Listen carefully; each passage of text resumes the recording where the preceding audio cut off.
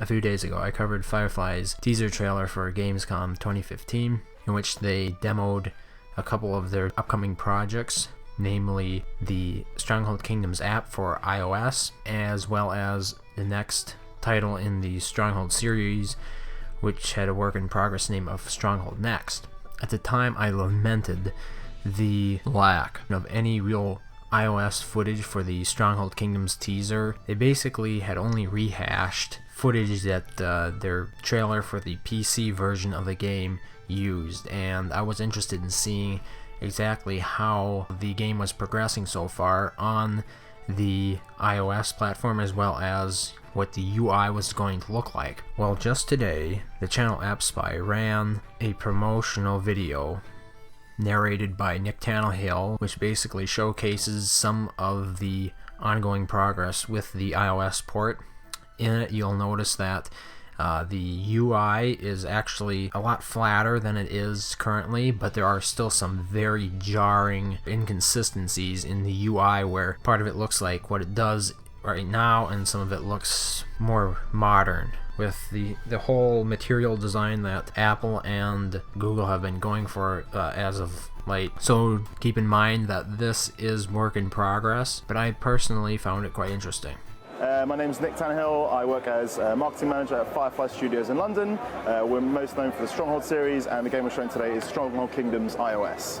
The kind of premise and the sort of unique thing for it on the App Store, at least when it comes out, will be this sort of MMO angle. So you've got your, obviously strategy is a massively popular genre on the App Store. Ours is more sort of the MMO strategy game. We've got like a fully open world, essentially. The overworld for the game features, each village is an individual player, although a player can have more than one village. And the kind of idea is that it's got this kind of whole political system where players vote each other into parishes, counties, countries, that you can become king. Players play with other factions and houses to attack each other, hold lands. That's kind of the end game goal, to hold land and get glory points. But at sort of the initial level, you build up your village, you build up your castle, you actually design a castle yourself, you kind of research new sort of defenses like boiling pots. Medieval times is kind of a great setting for any video game because it's it was horrible to live at that time, but it's great to put it in a video game. So that's a kind of base level, and then you kind of expand your kingdom. You get more villages. You play strategy cards to boost your kind of your village and the growth and that kind of thing. But the main kind of the thing that players love about the game is the politics, the sort of the backstabbing, the betrayals. You get people that kind of join other factions, pretend to be one of them, and then kind of dismantle them from within and that kind of thing. So that's kind of the kind of the biggest selling point for a lot of players, and what they enjoy the most out of the game. And obviously you've got the sort of classic Stronghold graphics, the classic Stronghold gameplay. You've got the castle sieges and those kind of things that people love from the original game, and that's kind of how we grew Kingdoms in the first place. It's currently on PC.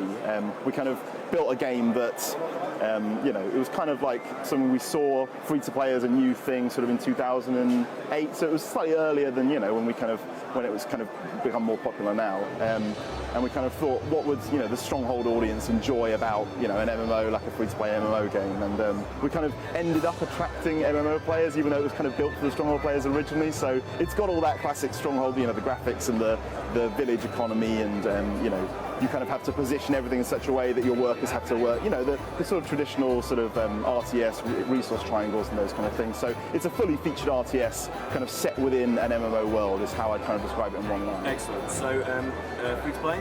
Yes. What platforms is it on, and when will it be available? It's going to be on iPad and iPhone, and it's going to be available early next year as our hard launch.